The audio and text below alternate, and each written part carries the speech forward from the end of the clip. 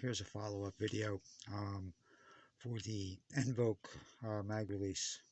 This is installed. This is a polymer 80 PF9 SS frame. Um, as you can see, it fits in there pretty damn good. Now we no longer have that clicking sound when we depress. As you can see, it works great.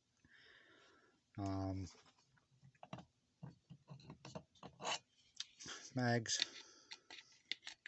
go in, audible click, drop free. So everything works great on it now. It was a very simple fix. A little bit of filing like I showed in the last video. Literally after I figured out what it was, took maybe 2 minutes.